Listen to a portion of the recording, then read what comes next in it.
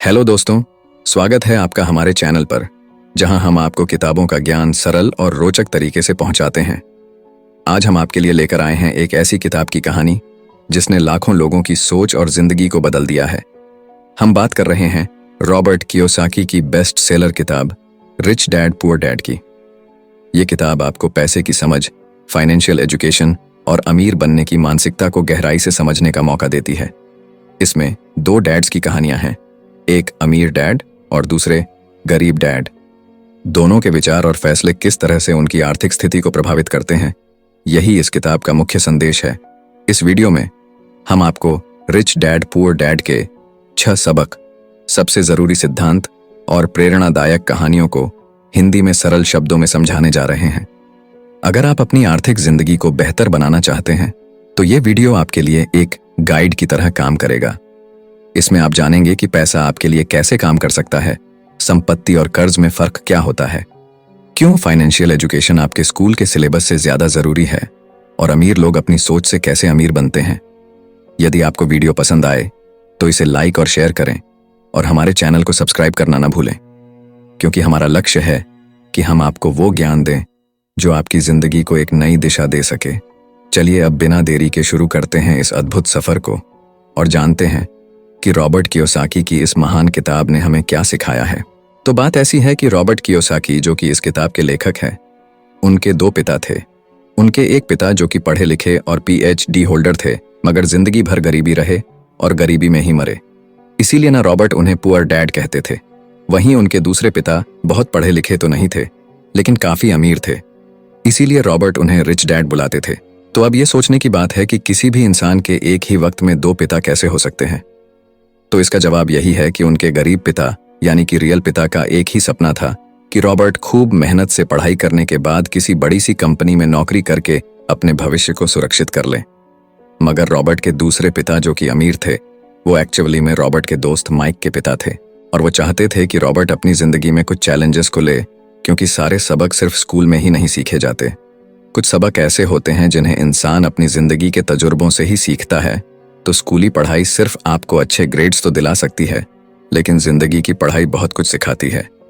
बेशक पढ़ाई लिखाई की अपनी अहमियत है, मगर सिर्फ इसके भरोसे बैठ करके ही सब कुछ हासिल नहीं किया जा सकता। तो चलिए जानते हैं कि एग्जैक्टली हमें क्या करना है और कैसे करना है। उसके लिए पहला सबक कहता है कि अमीर लोग पैसे के लिए काम नहीं करते। सुनने में थोड़ा अजीब है, लेकिन इस लाइन को समझने के लिए ये कहानी आपकी काफी मदद करेगी। तो होता ऐसा है कि एक आदमी था जिसके पास एक गड्ढा था। जब भी उसे अपने गड्ढे से कुछ मेहनत करवानी होती थी तो वो एक गाजर को उसके सामने लटका देता था। उस गाजर को देखते ही गधा उसे खाने के लालच में काम करता चला जाता था। उसे बड़ी उम्मीद थी कि एक दिन वो उस गाजर तक पहुंच ही जाएगा। अभी उस आदमी के लिए तो एक अच्छी खासी तरकीब बन गई काम करवाने की, मगर बेचारे गधे को कभी भी वो गाजर नहीं मिल पाई। अब पूछिए क्यों? क्योंकि वो गाजर बस एक छलावा है। बहुत से लोग ठीक उस गधे की तरह ही होते हैं।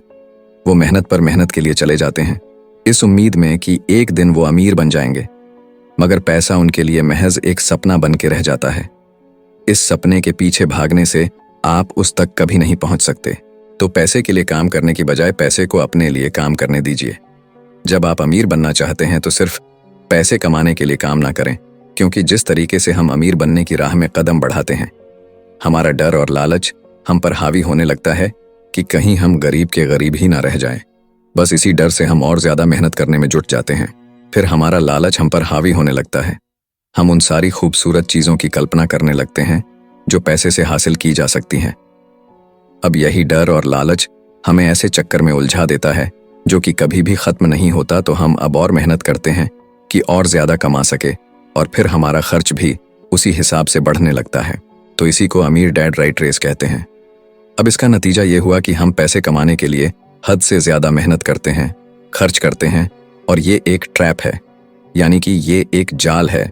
और आपको लालच और डर का ये ट्रैप अवॉइड करना है, क्योंकि हम में से ज्यादातर लोग जो अमीर होना चाहते हैं वो इसी ट्रैप का शिकार हो जाते हैं।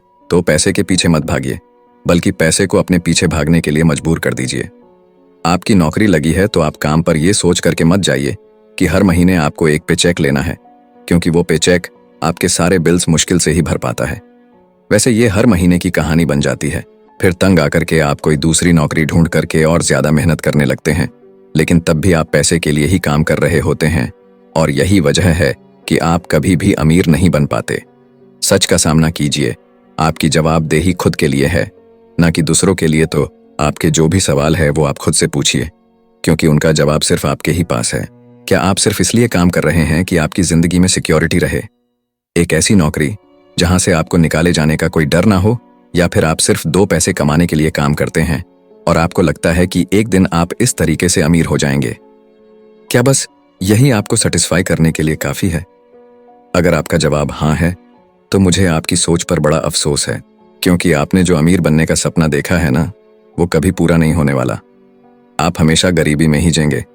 लेकिन अगर आपका जवाब ना है, तो आपका पहला कदम यह होगा कि सबसे पहले आप अपने मन से डर को हटा दीजिए, क्योंकि ज्यादा पैसा ना कमा पाने का डर और लालची आपको बगैर सोचे समझे काम करने के लिए मजबूर करता है, और हमारा यही कदम हमें नाकामयाबी की तरफ धकेलता है। बेशक हम सबके अंदर डर और चाहत की भावना होती है और ये नेचुरल है, लेकिन उन्हें खुद पर इतना हावी ना होने दीजिए कि हम उनके बस में होकर के उलटे सीधे फैसले लेने लग जाएं। बेहतर होगा कि हम जो भी करें पहले उसके बारे में खूब सोच लें, हमेशा दिल से नहीं बल्कि दिमाग से काम लें। हर सुबह अपने आप से पूछिए कि क्या आप उतना कर पा रहे हैं जितना कि आपको करना चाहिए? क्या आप अपनी पोटेंशियल का पूरा इस्तेमाल कर पा रहे हैं? आम लोगों की तरह सोचना छोड़ दीजिए, जो काम सिर्फ और सिर्फ पैसे के लिए करते हैं। ये सोचना छोड़ दीजिए कि मेरा बॉस कम पैसे देता है, मुझे ज्यादा मिलना चाहिए, मैं ना इससे ज्यादा कमा सकता हूं। एक बात याद रखिए, आपकी परेशानियों के लिए सिर्फ आप जिम्मेदार हैं, कोई और नहीं। बॉस अगर आपकी सैलरी को नहीं बढ़ा रहा है तो उसे इल्जाम मत दीजिए। जब आप खुद की प्रॉब्लम्स की जिम्मेदारी लेते हैं तो सिर्फ आप ही उसका हल निकाल सकते हैं। और यही वो पहला सबक और पहला प्रिंसिपल है जो कि आमिर डैड ने रॉबर्ट को सिखाया। इस सबक का एक पार्ट ये भी था कि अमीर डैड ने उन्हें एक कन्वीनियंस स्टोर में काम करने पर लगा दिया। उन्हें इस काम के कोई पैसे नहीं मिले, वो बस काम करते रहे, और इसका फायदा ये हुआ कि वो अपने दिल से काम में लगे रहे, और इस दौरान कई नए आइडियाज उनके दिमाग में आते रहे। पैसे को अपने पीछे कैसे भगाया जाए, इस बारे में उन्हें कई विचार मिले। उन्होंने देखा कि उस स्टोर की क्लर्क कॉमिक्स बुक के फ्रंट पेज को 2 हिस्सों में फाड़ देती थी। आधा हिस्सा वो रख लेती और आधा हिस्सा फेंक देती थी, तो देर शाम में स्टोर में एक डिस्ट्रीब्यूटर आया करता था। वो कॉमिक्स बुक्स के ऊपरी आधे हिस्से को क्रेडिट के लिए लेता, पर बदले में नई कॉमिक्स बुक्स दे जाया करता। तो एक दिन उन्होंने उस डिस्ट्रीब्यूटर से पूछा कि क्या वो पुरानी कॉमिक्स बुक्स ले सकते हैं। वो इस शर्त पर मान गया कि वो उन कॉमिक्स को बेचेंगे नहीं। ये उनके दिमाग में बिजनेस का एक नया आइडिया था। उन्होंने वो पुरानी कॉमिक्स बुक्स अपने दोस्तों और बाकी बच्चों को पढ़ने के लिए किराए पर देनी शुरू कर दी। बदले में वो हर किताब का 10 सेंट किराया वसूल करते थे। हर किताब सिर्फ 2 घंटे के हिसाब से पढ़ने के लिए दी जाती थी, तो असल मायनों में वो उन्हें बेच नहीं रहे थे। उन्हें उस गैराज पर काम भी नहीं करना पड़ा जहां से वो कॉमिक्स किराए पर देते थे। उन्होंने माइक की बहन को काम पर रखा, जिसके लिए उसे हर हफ्ते $2 दिया जाता, तो एक ही हफ्ते में उन्होंने $9.5 कमाए। और इस तरह उन्होंने सीखा कि पैसे को खुद के लिए काम करने दो, न कि आप पैसे के लिए काम करो। तो इसी के साथ अब आगे है दूसरा सबक, जो कहता है कि फाइनेंशियल लिटरेसी क्यों सिखाई जाए। कहने का मतलब यह है कि 1923 यानी कि 1923 में एज वाटर बीच होटल शिकागो में एक मीटिंग हुई। दुनिया के बहुत से लीडर और बहुत ही अमीर बिजनेसमैन इस मीटिंग का हिस्सा बने। इनमें से थे एक बहुत ही बड़ी स्टील कंपनी के मालिक चार्ल्स शवाब और सैमुअल इंसुल, जो कि उस वक्त की लार्जेस्ट यूटिलिटी प्रेसिडेंट थे, और बाकी कई और भी बड़े बिजनेसमैन। तो इस मीटिंग के 25 साल बाद इनमें से कई लोग गरीबी से मरे, कुछ ने खुदकुशी कर ली, और भी कईयों ने तो अपना दिमागी संतुलन तक खो दिया था। तो असल बात यह है कि लोग पैसे कमाने में इतने मशगूल हो जाते हैं कि वो ये खास बात सीखना भूल जाते हैं कि पैसे को रखा कैसा जाए। आप चाहे जितना मर्जी पैसा कमा लें, उसे बनाए रखना असली बात है। और अगर ये हुनर आपने सीख लिया, तो अब किसी भी आड़े टेढ़े हालात, जो अक्सर कहा जाता है कि कोई इमरजेंसी आ गई या कोई अड्डी आ गई या कोई बुरा वक्त आ गया, तो आप उसका सामना आसानी से कर लेंगे। या हो सकता है कि अगर आप ठीक तरीके से प्लानिंग करें तो बुरा वक्त आए ही ना। वैसे लॉटरी में मिलियन जीतने वाले लोग कुछ सालों तक तो मजे से जीते हैं, मगर फिर वापस उसी पुराने हालात में पहुंच जाते हैं। तो अधिकतर लोगों के सवाल होते हैं कि अमीर कैसे बने या अमीर बनने के लिए क्या करें। इन सवालों के जवाब से अधिकतर लोगों को निराशा ही होती है, मगर इसका सही जवाब होगा कि पहले आप फाइनेंशियल लिटरेट बनना सीखें। देखिए, अगर आपको एम्पायर स्टेट बिल्डिंग खड़ी करनी है तो सबसे पहले आपको एक गहरा खड्डा खोदना पड़ेगा, फिर उसके लिए एक मजबूत नींव रखनी पड़ेगी। लेकिन अगर आपको एक छोटा सा घर बनाना हो तो एक 6 इंच कंक्रीट स्लैब डाल करके भी आपका काम चल जाएगा। मगर अफसोस तो इसी बात का है कि हम में से ज्यादातर लोग 6 इंच स्लैब पर एक एम्पायर स्टेट बिल्डिंग खड़ी करना चाहते हैं, और वो ऐसा करते भी हैं तो जाहिर सी बात है कि बिल्डिंग टूटेगी ही टूटेगी। गरीब डैड रॉबर्ट से बस यही चाहते थे कि वो खूब पढ़ाई करे, लेकिन अमीर डैड उसे फाइनेंशियली लिटरेट बनाना चाहते थे। ज्यादातर स्कूल सिस्टम बस घर बनाना सिखाते हैं, मजबूत फाउंडेशन नहीं। स्कूली शिक्षा और पढ़ाई की अपनी अहमियत है, मगर असल जिंदगी में यही सब कुछ नहीं है। और इसी के साथ आगे है तीसरा सबक, जो कि कहता है कि लायबिलिटीज और एसेट्स के बीच में फर्क समझे और हमेशा एसेट्स खरीदे। वैसे सुनने में ये बड़ी आसान सी बात लगती है ना, लेकिन यही एक नियम है जो आपको अमीर बनाने में मदद करेगा। अक्सर गरीब और मिडिल क्लास लोग लायबिलिटीज को यानी कि जिम्मेदारियों को एसेट्स समझ लेते हैं, यानी कि अपनी संपत्ति समझ लेते हैं। मगर अमीर जानता है कि असल में एसेट्स होते क्या हैं, और वो वही खरीदता है अमीर डैड। किस यानी कि KISS किस प्रिंसिपल में यकीन रखते हैं, जिसका मतलब है कीप इट सिंपल स्टूपिड। उन्होंने लेखक और उसके दोस्त माइक को यही सिंपल बात सिखाई, जिसकी बदौलत वो इतनी मजबूत फाउंडेशन रखने में कामयाब रहे। इसी की यही सिंपल बात है कि लायबिलिटीज यानी कि अपनी जिम्मेदारियों और एसेट्स यानी कि संपत्ति के बीच में फर्क को समझे और एसेट्स खरीदे। लेकिन अगर ये इतना ही सिंपल है तो हर आदमी अमीर होता है ना। मगर यहाँ पर मामला उल्टा है। ये एक्चुअली में इतना सिंपल है कि हर कोई इस बारे में सोचता तक नहीं है। लोगों को लगता है कि उन्हें लायबिलिटीज और एसेट्स के बीच में फर्क पता है, मगर उन्हें सिर्फ लिटरेसी के बारे में मालूम है, फाइनेंशियल लिटरेसी के बारे में नहीं। मतलब ये कि इनकम स्टेटमेंट को प्रॉफिट और लॉस का स्टेटमेंट मानकर चलना चाहिए। इसका सिंपल सा मतलब है कि इनकम यानी कि आपके पास कितना पैसा आया, और एक्सपेंस यानी कि आपके पास से कितना पैसा खर्च हुआ। बैलेंस शीट एसेट्स और लायबिलिटीज के बीच बैलेंस बताती है। बहुत से पढ़े लिखे अकाउंटेंट को भी ये पता नहीं होता है कि आखिर बैलेंस शीट और इनकम स्टेटमेंट कैसे एक दूसरे से जुड़े हैं।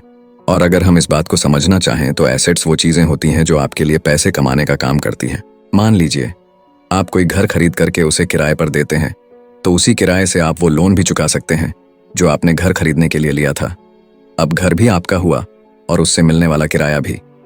इसके उलट लायबिलिटीज आपकी जेब से पैसे खर्च करवाती है, जैसे कि घर खरीद करके उसमें रहने से आपको कोई किराया नहीं मिलने वाला। तो अब आप समझ गए होंगे कि अगर अमीर बनना है तो एसेट्स खरीदिए, और गरीब ही रहना है तो लायबिलिटीज। अमीर लोगों के पास ज्यादा पैसा इसलिए होता है कि वो इस KISS keep it simple stupid principle पर यकीन करते हैं। वहीं दूसरी तरफ गरीब लोग इस प्रिंसिपल को ठीक से समझ ही नहीं पाते। इसीलिए इस बात पर जोर दिया जा रहा है कि सिर्फ लिटरेट नहीं बल्कि फाइनेंशियल लिटरेट बनिए। सिर्फ नंबर से कुछ नहीं होता। फर्क तो तब पड़ता है जब आप अपनी कहानी खुद लिखे। अधिकतर परिवारों में देखा गया है कि जो मेहनती होता है उसके पास पैसा भी ज्यादा होता है, मगर उसका फायदा क्या? जब सारा पैसा लायबिलिटीज में ही खर्च हो जाए तो आइए समझते हैं कि मिडिल क्लास आदमी अपना पैसा किस तरीके से खर्च करता है। और अगर यही उनका तरीका रहता है तो सारी जिंदगी वो मिडिल क्लास ही बनकर रहेंगे, या क्या पता उससे भी नीचे चले जाएं, क्योंकि आप देख सकते हैं कि उनका सारा पैसा लायबिलिटीज यानी कि जिम्मेदारियों में ही खर्च हो रहा है। कभी मोर्टगेज, कभी रेंट, कभी car loan, house loan, credit card का बिल फीस, बिजली का बिल और भी ना जाने क्या क्या। उनकी सारी कमाई इसी में खर्च हो जाती है। दूसरी ओर गरीब लोग हैं जिनकी कोई लायबिलिटी तो नहीं है, मगर उनके कोई एसेट्स भी तो नहीं होते। वो भी पैसा कमाते हैं, सैलरी पाते हैं, मगर हर रोज के खर्चों में उनका सारा पैसा उड़ जाता है। माना कि एक गरीब आदमी $1000 कमाता है, उसमें से $300 वो अपने छोटे से घर के किराए में खर्च करता है, $200 उसके आने जाने का किराया, $200 टैक्स और $300 खाने और कपड़ों में खर्च हो जाता है। तो अब उसके पास बचा क्या? कुछ भी नहीं। और कभी कभी तो उधार लेकर के भी उसे काम चलाना पड़ता है, जिससे कि वो और भी ज्यादा गरीब हो जाता है। इसके विपरीत अमीर लोग एसेट्स खरीद के रखते हैं, फिर उनके वो एसेट्स उन्हें और पैसा कमा कर देते हैं। उनकी कमाई इस तरह 2 से 4, 4 से 8 होती जाती है। अधिकतर अमीर लोग दिमाग से काम लेते हैं और वो घर लोन पर लेकर उसे किराए पर लगा देते हैं। बिना मेहनत के हर महीने किराया मिलता है, जिससे वो अपना लोन भी चुकता कर लेते हैं। इसे कुछ यूं समझते हैं, आप मानिए कि लोन की इंस्टॉलमेंट $1 है, तो ये अपने घर का $2 किराया वसूल करेंगे, $1 बैंक को देंगे, $1 अपनी जेब में तो हो गया ना, बिना मेहनत के पैसा कमाना। तो एक्चुअली में अमीर डैड और गरीब डैड के बीच बस सोच का फासला है। अपना पैसा कैसे खर्च करें सिर्फ यही मुद्दे की बात है और कुछ नहीं। 1966 के दिनों में अगर बच्चों से पूछा जाता था कि वो बड़े होकर क्या बनेंगे, तो सबके पास यही जवाब होता था कि वो अच्छे ग्रेड्स लाएंगे और डॉक्टर बनेंगे, इंजीनियर बनेंगे। तब सबको यही लगता था कि अच्छे ग्रेड्स लेकर के वो बहुत पैसा कमा सकेंगे। हालांकि उनमें से बहुत बच्चे आज बड़े होकर के डॉक्टर बन चुके हैं। बावजूद इसके उनमें से काफी लोग आज भी फाइनेंशियली स्ट्रगल करते नजर आएंगे, क्योंकि उन्हें हमेशा यही लगा कि ज्यादा पैसा कमाने से उनकी सारी परेशानियां दूर हो जाएंगी। मगर आज के दौर में ऐसा नहीं है। आज बहुत से बच्चे फेमस एथलीट बनना चाहते हैं, या फिर सीईओ, या फिर कोई मूवी स्टार या रॉक स्टार, क्योंकि उन्हें पता है कि सिर्फ अच्छी पढ़ाई और अच्छे ग्रेड्स के भरोसे बैठ करके वो करियर में सक्सेस नहीं पा सकते। आजकल फाइनेंशियल नाइटमेयर बहुत आम हो गया है। अक्सर नए शादीशुदा जोड़े ये सोचते हैं कि उनकी सैलरी अब डबल हो जाएगी, क्योंकि दोनों जने कमा रहे हैं। एक छोटे से घर में रहते हुए वो अब बड़े घर के सपने देखते हैं, इसीलिए वो पैसा बचाना शुरू कर देते हैं। इसकी वजह से उनका सारा ध्यान सिर्फ अपना कैरियर बनाने पर होता है। उनकी कमाई बढ़ने लगती है तो जाहिर है उसी हिसाब से खर्चे भी बढ़ेंगे। तो मुद्दा मामला ऐसा है कि अब जब आप फाइनेंशियल लिटरेट हुए बिना पैसा बनाते हैं या बिना सोचे समझे उसे खर्च करते हैं, तो होता यह है कि आप पहले से भी ज्यादा खर्चा करने लगते हैं। ये एक ऐसा चक्कर है जो फिर से चलता ही रहता है। नई जोड़े ने अब इतना पैसा कमा लिया है कि वो एक बड़ा घर खरीद सके।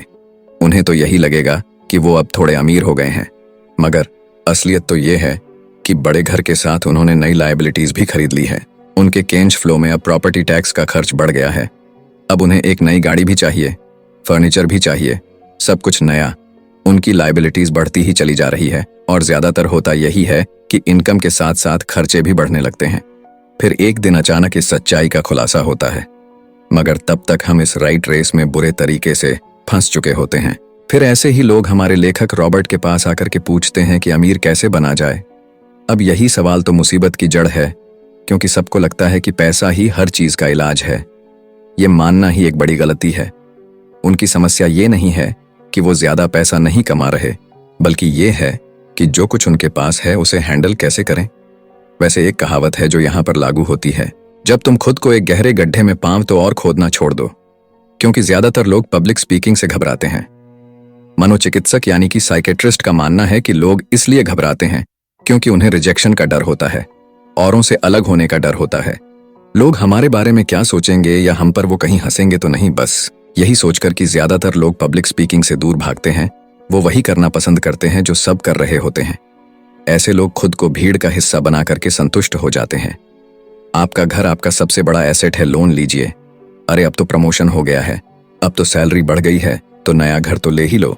यही सब बातें ना हम लोगों से सुनते आ रहे हैं, और फिर हम भी ना उसी रास्ते पर चल पड़ते हैं, क्योंकि जो सब कर रहे हैं वो जरूर से सही ही होगा। भाई इतने सारे लोग मिलकर के कोई गलती तो नहीं कर सकते ना, ऐसा हम सोचते हैं, राइट? मगर नहीं, ऐसा बिल्कुल भी नहीं है।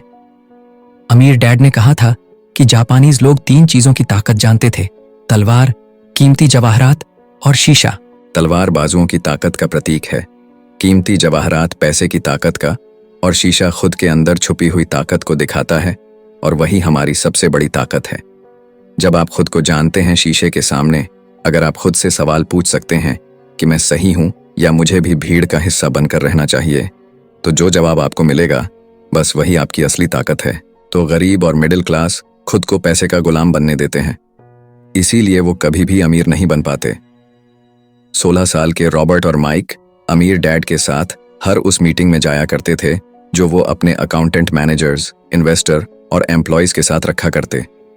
यहाँ एक ऐसे अमीर डैड देखने को मिलते हैं जो पढ़े लिखे नहीं हैं, जिन्होंने 13 साल में ही स्कूल छोड़ दिया था, मगर आज वो मीटिंग कर सकते हैं और अपने नीचे काम करने वाले पढ़े लिखे लोगों को ऑर्डर देते हैं, उन्हें बिजनेस के टिप्स समझाते हैं।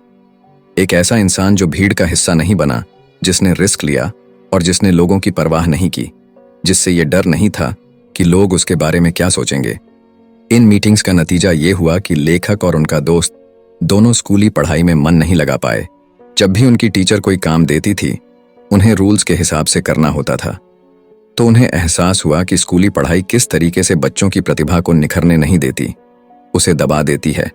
उनकी क्रिएटिविटी को मारकर उन्हें एक सांचे में ढालकर इस समाज का एक मशीनी हिस्सा भर बना देती है। और उन्हें टीचर की इस बात से भी इनकार था कि अच्छे ग्रेड्स लाकर के ही सक्सेसफुल और अमीर बना जा सकता है। वैसे एक दिन रॉबर्ट की अपने गरीब डैड से बहस हो गई। उनके पिता का मानना था कि उनका घर उनके लिए सबसे बेस्ट इन्वेस्टमेंट है, मगर वो एक रेड रेस में भाग रहे थे। उनकी इनकम और खर्चे बराबर ही थे। उन्हें पूरा करने के लिए उनके पास एक पल की भी फुर्सत नहीं थी। यही बात रॉबर्ट उन्हें समझाना चाह रहे थे कि उनके पिता के लिए वो घर एसेट नहीं बल्कि लायबिलिटी है। घर पर उनके पैसे खर्च हो रहे थे, बदले में मिल कुछ नहीं रहा था। ये बात उनके गरीब डैड नहीं समझ पा रहे थे। तो बस यही फर्क था गरीब और अमीर डैड के बीच में। खैर, उनकी बहस तो चलती रही। उन्होंने अपने गरीब पिता को बताया कि अधिकतर लोगों की जिंदगी लोन चुकाने में ही निकल जाती है। जिस घर को वो खरीदते हैं उसके लिए वो 30 साल तक लोन भरते हैं, फिर एक और बड़ा घर लेते हैं और अपना लोन रिन्यू कराते हैं। अब घर की कीमत भी उसी हिसाब से बढ़ेगी या नहीं ये निर्भर करता है। कुछ लोग ऐसे भी हैं जिन्होंने घर खरीदने के लिए एक बड़ी रकम ली थी। जितनी घर की कीमत नहीं थी उससे ज्यादा कर्ज उनके सर पर चढ़ गया। इसका सबसे बड़ा नुकसान लोगों को ये होता है कि वो बाकी जगह इन्वेस्टमेंट नहीं कर पाते, क्योंकि उनका सारा पैसा उस घर पर लगा है। उन्हें कभी इन्वेस्टमेंट करने का मौका ही नहीं मिल पाता और ना ही वो इस बारे में कुछ सीख पाते हैं, और इसी तरीके से कई एसेट्स उनके हाथों से निकल। अगर इसके बदले लोग सिर्फ एसेट्स पर ध्यान दें तो उनका फ्यूचर कहीं ज्यादा बेहतर हो सकता है। अब उदाहरण के लिए रॉबर्ट की पत्नी के पेरेंट्स एक बड़े से घर में शिफ्ट हो गए। उनका सोचना था कि अपने लिए बड़ा और नया घर लेना एक सही फैसला है, क्योंकि बाकियों की तरह उन्हें भी घर लेना एक एसेट्स लगता था। अगर वो ये जान करके हैरान रह गए कि उस घर का प्रॉपर्टी टैक्स $1000 था, ये उनके लिए बहुत ही बड़ी कीमत थी। और क्योंकि वो रिटायर हो चुके थे तो इतना पैसा टैक्स के रूप में भरना उनके रिटायरमेंट बजट के बाहर था।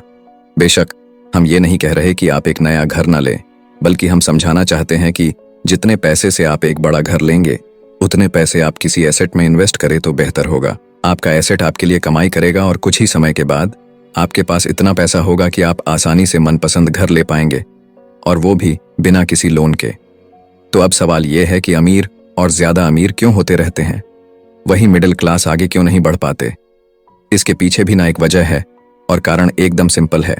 अमीर एसेट खरीदते हैं जो कि उनका पैसा दुगना करता रहता है। उस पैसे से उनके सारे खर्चे मजे में निपट जाते हैं। और मिडिल क्लास क्या करते हैं? वो तो बस महीने की एक तारीख का इंतजार करते हैं। जब उनकी सैलरी आई तो सारी की सारी सैलरी तो खर्चों को पूरा करने में खत्म हो जाती है, तो इन्वेस्टमेंट कहाँ से होगा? और फिर जब सैलरी बढ़ती है तो उस पर टैक्स भी बढ़ जाता है, और उसी हिसाब से बाकी खर्चे भी, और फिर अंत में वही राइट रेस चलती रहती है। कहने का मतलब ये है कि एक कर्ज में डूबा समाज जहां पर हम रहते हैं, मतलब ये कि अपने घर को एसेट समझना ही वो रीजन है जो कि हमें कर्ज के बोझ तले दबाती है। आज यही अधिकतर लोगों की सोच है। अगर सैलरी बढ़ी है तो लोग सोचते हैं कि अब वो बड़ा सा घर ले सकते हैं, क्योंकि उन्हें ये अपने पैसे का सही इस्तेमाल लगता है। इसके बदले अगर वो पैसा सही जगह लगाया जाए तो उनकी जिंदगी हमेशा के लिए बदल सकती है। लेकिन ऐसा हो नहीं पाता, क्योंकि उनका सारा वक्त हाड़ तोड़ मेहनत करने में चला जाता है। अपनी नौकरी को सेफ जोन समझ करके वे उससे अलग कुछ सोच ही नहीं पाते, और साथ ही उन पर कर्ज का इतना बोझ होता है कि वो नौकरी छोड़ने का रिस्क ले ही नहीं सकते। अब जरा खुद से सवाल कीजिए कि आज आप नौकरी छोड़कर बैठ जाते हैं तो कितने दिन आपका गुजारा चलेगा? क्योंकि अगर आप फाइनेंशियली लिटरेट नहीं हैं, अगर आपने सारी उम्र सिर्फ सैलरी के भरोसे ही काटी है और एसेट्स के बदले आपने लायबिलिटीज पाल ली है, तो यकीनन आपकी जिंदगी बहुत ही कड़ी चुनौती है। सिर्फ नेटवर्थ के भरोसे आपका काम नहीं चल सकता। नेटवर्थ बताता है कि आपके पास वाकई में कितना पैसा है, चाहे वो गैराज में पड़ी पुरानी कार के रूप में ही क्यों ना हो। अब भले ही वो कार कुछ काम की ना हो, जबकि वेल्थ का मतलब है कि आपके पास जो पैसा है उससे आप कितना और पैसा कमा रहे हैं। जैसे कि मान लीजिए कि आपके पास कोई एसेट है जिससे हर महीने मुझे $3000 की कमाई हो जाती है और हर महीने आपके $6000 खर्च होते हैं, तो मैं सिर्फ आधे महीने ही अपना गुजारा कर पाऊंगी। तो सोल्यूशन ये होगा कि अपने एसेट से मिलने वाले पैसे को आप बढ़ा दें। जब वो $6000 आपको मिलने लगेगा तो आप रातों रात अमीर नहीं हो जाएंगे, मगर इस तरह आप वेल्थी होने लगेंगे। अब अगर आप अचानक नौकरी छोड़ते भी हैं तो आपके एसेट्स आपका सारा खर्च कवर कर लेंगे। अब वेल्थी तभी बन पाएंगे जब आपके खर्च आपके एसेट्स की ग्रोथ से कम रहे, और इसी के साथ आगे है चौथा सबक जो कहता है कि अपने काम से काम रखें। दुनिया की सबसे बड़ी फूड चैन मैकडोनाल्ड के फाउंडर रे क्रॉकनी एक MBA क्लास में की स्पीच थी। ये 1947 की बात है। उनकी ये स्पीच बड़ी ही शानदार थी। लोगों को प्रेरित करने वाले स्पीच के बाद जब MBA क्लास के स्टूडेंट्स ने कुछ वक्त उनके साथ बिताने की गुजारिश की तो वो उनके साथ बियर पीने चले गए। बातों बातों में रे ने अचानक एक सवाल किया कि क्या आप लोग जानते हैं कि मैं किस बिजनेस में हूं? अब ये बात तो सबको मालूम थी कि वो हैमबर्गर बेचते थे। इस बात पर वो हंसने लगे और बोले कि उनका असल बिजनेस तो रियल एस्टेट है, क्योंकि मैकडोनाल्ड के लिए हर लोकेशन का चुनाव सोच समझ कर किया जाता है। जहां उसकी फ्रेंचाइज बनाई जाती है, वो जमीन भी साथ ही बेची जाती है। तो इसका सीधा सा मतलब है कि मैकडोनाल्ड की फ्रेंचाइज खरीदने वाले को वो जमीन भी खरीदनी पड़ती थी। तो इस तरीके से ये एक रियल एस्टेट बिजनेस भी हुआ। यही सबक अमीर डेंड ने रॉबर्ट को सिखाया कि अक्सर लोग खुद के लिए छोड़ करके बाकी सबके लिए काम करते हैं। वो टैक्स पे करके गवर्नमेंट के लिए काम करते हैं। वो उस कंपनी के लिए काम करते हैं जहां वो नौकरी करते हैं। बैंक का मॉर्टगेज देकर उसके लिए काम करते हैं, और ये सब इसलिए क्योंकि हमारा एजुकेशन सिस्टम ही ऐसा है। स्कूल हमें एम्प्लॉय बनना सिखाता है ना कि एम्प्लॉयर। जो आप पढ़ते हैं वही आप बनते हैं। अगर आपने साइंस पढ़ी है तो डॉक्टर, मैथमेटिक्स पढ़ी है तो इंजीनियर, मतलब जो भी आपने पढ़ा है वो आप बने। अब मुसीबत तो ये है कि इससे छात्रों का कोई भला नहीं हो पाता, क्योंकि वो नौकरी और बिजनेस के बीच के फर्क में उलझ कर रह जाते हैं। जब कोई पूछता है कि आपका क्या बिजनेस है, तो आपको ये नहीं बोलना चाहिए कि मैं तो एक डॉक्टर हूं या एक बैंकर हूं, क्योंकि वो आपका प्रोफेशन है, बिजनेस नहीं। कहने का मतलब ये है कि आप जो भी करते हैं उसे अपना बिजनेस बनाइए, नौकरी नहीं। अपनी सारी उम्र दूसरों के लिए काम करके उन्हें अमीर करने में बर्बाद ना करें, बल्कि खुद की जिंदगी को खुशहाल बनाने के लिए काम करें। बहुत से लोगों को इस बात का एहसास बड़ी देर से होता है कि उनका हाउस लोन उनकी जान ले रहा है, कि जिसे वो एसेट मानने की गलती कर रहे थे, एक्चुअली कभी वो एसेट था ही नहीं। जैसे उन्होंने कार ली तो उससे जुड़े तमाम खर्चे उनकी लायबिलिटीज बन गए, तो उनकी मुसीबतें शुरू हो जाती हैं। इसीलिए तो हम एसेट कॉलम पर इतना ज्यादा जोर दे रहे हैं ना कि आपकी इनकम कॉलम पर, और यही फाइनेंशियली सिक्योर होने का सही तरीका है। आप कितने अमीर हैं ये जानने का सही तरीका नेटवर्थ इसलिए नहीं है, क्योंकि जब भी आप अपने एसेट बेचते हैं तो उन पर भी टैक्स लगता है। आपको उतना पैसा नहीं मिलता जितना कि आप सोचते हैं। आपके बैलेंस शीट के हिसाब से आपको जितना भी पैसा मिलेगा उस पर भी आपको टैक्स देना पड़ेगा। ये किताब आपको कभी ये सलाह नहीं देगी कि आप अपनी नौकरी छोड़ें। आप अपनी नौकरी करते रहिए और साथ ही एसेट्स भी खरीदते रहिए। और एसेट्स से मेरा मतलब है सही और असली मायने में एसेट्स। मैं ये नहीं कहूंगी कि आप कोई कार्ड लीजिए, क्योंकि वो मेरी नज़र में असेट्स यानी कि संपत्ति नहीं है, क्योंकि जैसे ही आप उसे चलाना शुरू करते हैं वो अपनी कीमत का 25% खो देती है। अब किस तरह के एसेट्स खरीदे जाने चाहिए, यहाँ हम आपको कुछ उदाहरण देते हैं। ऐसा बिजनेस जहां आपकी मौजूदगी जरूरी ना हो, जो दूसरे लोग आपके लिए चलाएं, क्योंकि आप वहां पर ज्यादा वक्त देंगे तो वो बिजनेस नहीं, नौकरी होगी। दूसरा है रियल एस्टेट पे पैसा लगाएं। तीसरा है स्टॉक और बांड खरीदे। तो जब एसेट खरीदे तो अपनी पसंद की चीजों पर पैसा लगाएं, क्योंकि आपका मन होगा तभी आप उस पर ध्यान दे पाएंगे। अगर उसमें आपकी रुचि होगी तो आप उसे बेहतर समझ पाएंगे। रॉबर्ट को रियल एस्टेट और स्ट्रोक्स में रुचि थी, खासकर छोटी कंपनीज में इन्वेस्ट करना। अपने अमीर डैड की सलाह पर उसने अपनी नौकरी कभी नहीं छोड़ी। वो जॉब करता रहा, साथ ही अपने एसेट कॉलम को बड़ा और मजबूत बनाता चला गया। एक पैसा भी जो आप कमाते हैं उसे बेकार न जाने दें। अपने पैसे को अपना गुलाम मानकर चलिए, जो कि आपके लिए काम करे। आप लग्जरी खरीदना चाहते हैं, शौक से खरीदे, कोई बड़ी बात नहीं, मगर ये ना भूले कि अमीर और मिडिल क्लास में यही सोच का फर्क है। जहां मिडिल क्लास पैसा आते ही पहले लग्जरी में खर्च करेगा, वहीं अमीर आदमी उसे अंत में खरीदेगा। और इतना समझ लेने के बाद अब अगले सबक में आप अमीर लोगों के सबसे बड़े सीक्रेट के बारे में जानेंगे। तो 5वां सबक कहता है कि अमीर पैसा इन्वेंट करते हैं। अलेक्जेंडर ग्राहम बेल ने टेलीफोन इन्वेंट करने के बाद उसे पेटेंट कर दिया था। इनका बिजनेस बढ़ा और संभालने में मुश्किल होने लगी तो वो वेस्टर्न यूनियन गए और उन्हें अपना पेटेंट और छोटी सी कंपनी $1,00,000 में बेचने की पेशकश की। उस वक्त की वेस्टर्न यूनियन के प्रेसिडेंट ने पेशकश को ठुकरा दिया। उन्हें ये दाम कुछ ज्यादा ही लग रहे थे, और फिर उसके बाद एक बड़ी कंपनी AT&T का जन्म हुआ। रॉबर्ट 1984 से प्रोफेशनल तौर पर पढ़ा रहे हैं। एक चीज जो हजारों लोगों को पढ़ाने के बाद उन्होंने जानी, तो वो ये कि उन सब लोगों में पोटेंशियल था, बल्कि हर एक इंसान में पोटेंशियल है जो कि हमें महान बना सकती है। इसके बावजूद जो हमें रोकता है वो है खुद पर डाउट रखना। स्कूल छोड़ने के बाद हमें पता चलता है कि जिंदगी में आगे बढ़ने के लिए सिर्फ ग्रेड्स ही काफी नहीं होते। जैसे सिर्फ स्मार्ट लोग ही आगे नहीं बढ़ते, बल्कि वे बढ़ते हैं जो कि बोल्ड भी होते हैं। ये सच है कि फाइनेंशियल जीनियस होने के लिए इसकी नॉलेज भी होनी चाहिए, मगर साथ ही हिम्मत और बोल्डनेस भी चाहिए। ज्यादातर लोग पैसे के मामले में कोई रिस्क नहीं लेना चाहते, मगर अमीर होने के लिए आपको रिस्क लेने ही पड़ेंगे, क्योंकि हो सकता है कि आने वाले सालों में एक नया बिल गेट्स पैदा हो, या अगला अलेक्जेंडर और बाकी शायद दिवालिया बनकर गरीब हो जाए। अब ये आपकी मर्जी है, आप इनमें से क्या बनना चाहते हैं।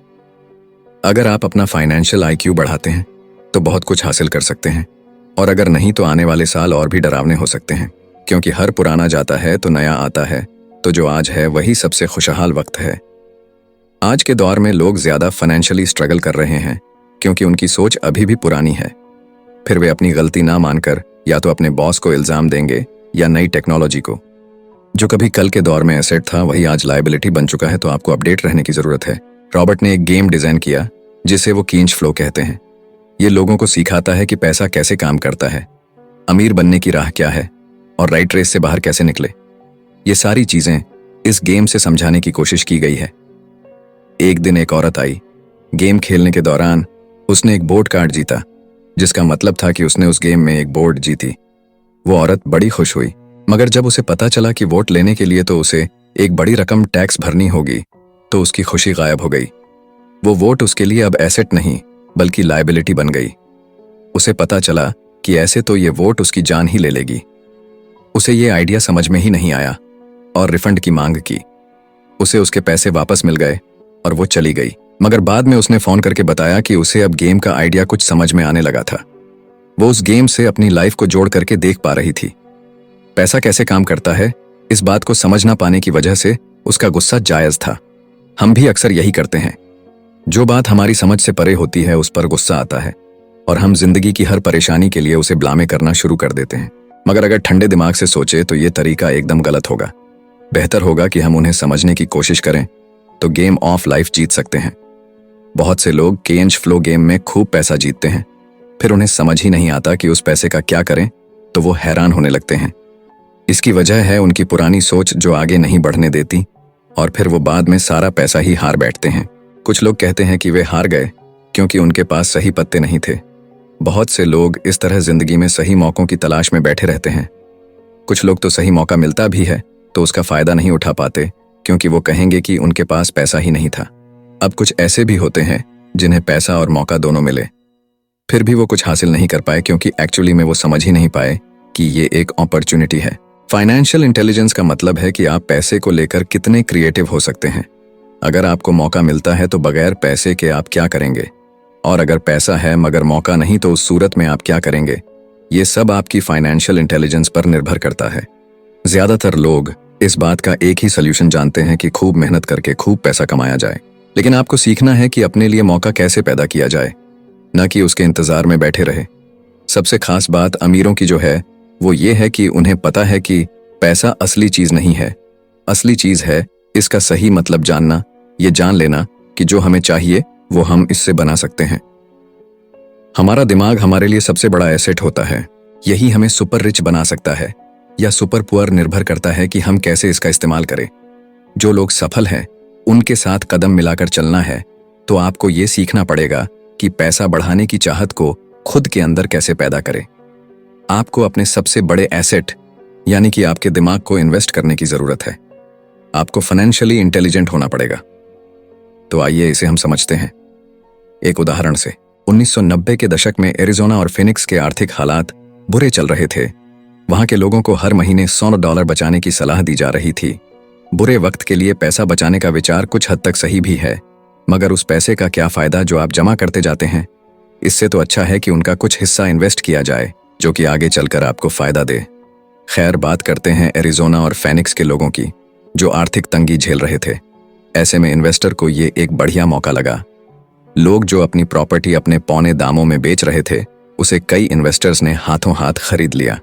रॉबर्ट ने भी $75,000 की कीमत वाला एक घर सिर्फ $20,000 में खरीद लिया। इसके बाद उन्होंने अर्टोनी के ऑफिस में एक ऐड दिया, $75,000 वाला घर सिर्फ $60,000 में। बस इसे लेने के लिए ग्राहक टूट पड़े। रॉबर्ट का फोन बजना बंद ही नहीं हो रहा था कि ये पैसा उनको उस एसेट से मिलने जा रहा था जो उन्होंने प्राइमरी नोट के रूप में ग्राहक से लिया था, और उन्हें ये पैसा कमाने में केवल 5 घंटे लगे। उन्होंने जो $40,000 इन्वेंट करे वो उनके एसेट कॉलम से क्रिएट हुए थे, और बगैर टैक्स के उन्होंने अचानक ही मिले एक मौके का फायदा उठाकर ये पैसा क्रिएट अपने इनकम कॉलम में ऐड कर लिए। कुछ सालों के बाद ही उनके इस बिजनेस ने इतना पैसा क्रिएट किया कि उनकी कंपनी की कार, गैस, इंश्योरेंस, क्लाइंट के साथ डिनर ट्रिप और बाकी चीजें सब कवर हो गईं। जब तक गवर्नमेंट उन खर्चों पर टैक्स लगाती, इनमें से ज्यादातर चीजें प्री टैक्स एक्सपेंसेस में खर्च हो चुकी थीं। कुछ सालों के बाद ही जो घर $60,000 में बिका था, अब वो $1,10,000 का था। अभी भी उनके पास कुछ मौके थे, मगर वो इतने कम थे कि उनके लिए रॉबर्ट को एक वैल्यूएबल एसेट लगाना पड़ता, और अपना वक्त भी तो वो आगे बढ़ गए। उन्हें अब नए मौकों की तलाश करनी थी। अब आप एक सवाल खुद से कीजिए, मेहनत करना भी बहुत मेहनत का काम है। 50% टैक्स भरिए और बाकी बचाइए। अब वो सेविंग्स आपको 5% इंटरेस्ट देगी, और फिर उस पर भी आप और टैक्स भरे। इससे तो अच्छा होगा कि आप अपना पैसा और टाइम अपने सबसे पावरफुल एसेट यानी कि अपने दिमाग पर इन्वेस्ट करें और फाइनेंशियली इंटेलिजेंट बने। ये दुनिया कभी भी एक सी नहीं रहती, जो आज या कल नहीं होगा।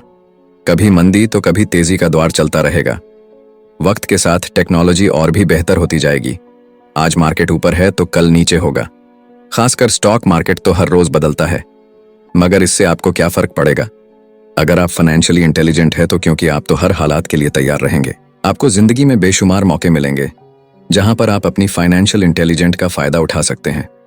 जरूरत है तो बस उन मौकों को लपकने की। अमूमन हम दो तरह के इन्वेस्टर देख सकते हैं।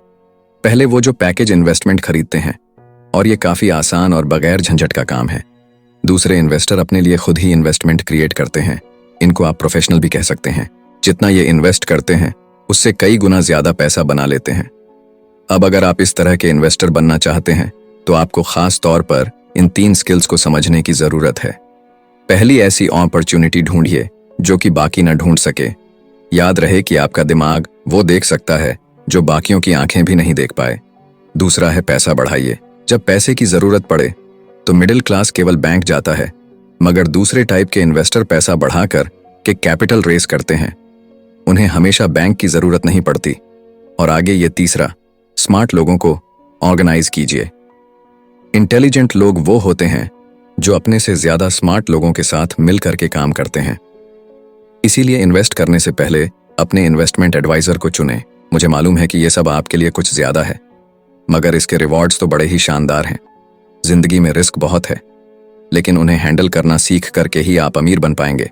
और इसी के साथ आगे है 6वां सबक, सीखने के लिए काम करें, पैसे के लिए नहीं।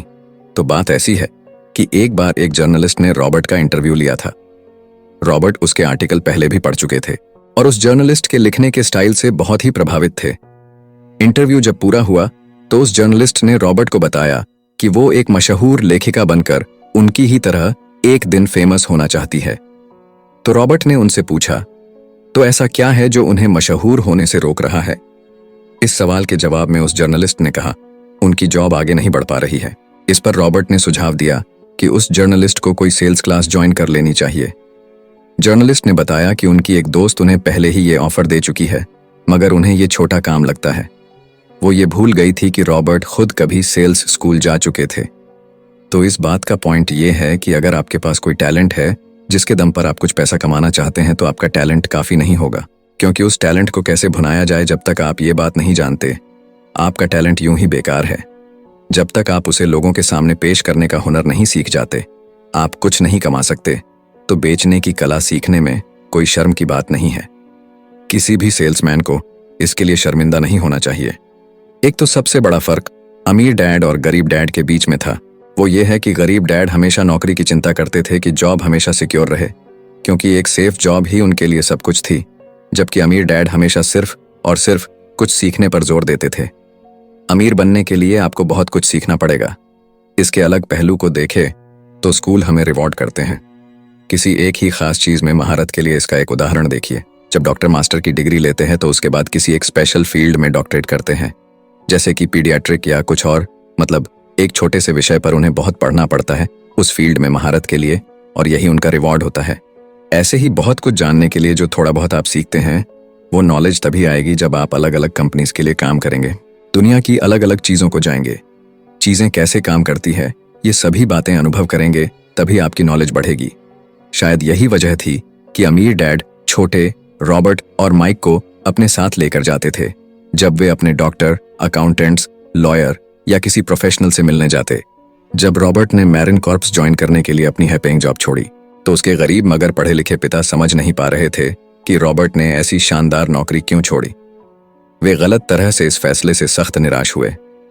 रॉबर्ट ने उन्हें समझाने की हर मुमकिन कोशिश की कि उनका ऐसा करना क्यों जरूरी था, मगर उन्हें तो ये बात हजम ही नहीं हो रही थी।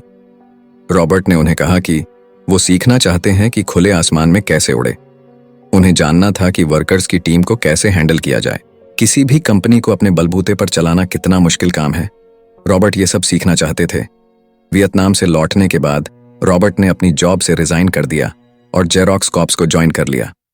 उन्हें यह नौकरी किसी फायदे के लिए नहीं चाहिए थी। वो इतने शर्मीले थे कि किसी को कुछ भी बेचने के ख्याल से ही उन्हें पसीना आ जाता। अपनी इसी कमी को दूर करने के लिए उन्होंने जेरोक्स के सेल्स ट्रेनिंग प्रोग्राम की शिक्षा ली। इसके बाद रॉबर्ट ने खुद अपनी कंपनी की शुरुआत की और अपना पहला शिपमेंट भेजा। वे अगर इसमें नाकामयाब रहते तो पक्का दिवालिया हो जाते, लेकिन उन्होंने ये रिस्क लिया और अपने अमीर डैड की सीख को याद रखा कि बेशक आप 30 की उम्र से पहले दिवालिया होने का रिस्क ले सकते हो, क्योंकि इस उम्र में आपको रिकवर होने का मौका भी मिल जाता है। ज्यादातर एम्प्लॉय अपने वर्कर्स को इतना तो पे करते हैं कि वो काम छोड़कर ना जाए, और ज्यादातर वर्कर भी जी फाड़ करके इसलिए मेहनत करते हैं कि वो काम से निकाले ना जाए। इसीलिए तो उन्हें सिर्फ अपनी सैलरी और कंपनी से मिलने वाले फायदों से ही मतलब होता है। इस सोच के साथ उनके कुछ साल तो बढ़िया गुजरते हैं, मगर ये लंबे समय तक काम नहीं करता। तो क्यों ना आप वो सब कुछ अभी सीखें जो आप सीखना चाहते हैं, इससे पहले कि आप कोई एक खास प्रोफेशन अपने लिए चुनें, क्योंकि अगर एक बार आपने अपना प्रोफेशन चुन लिया तो आप हमेशा के लिए उसी में बंध कर रह जाएंगे। तो दोस्तों, इसी के साथ ये समरी यहीं पर समाप्त होती है। धन्यवाद।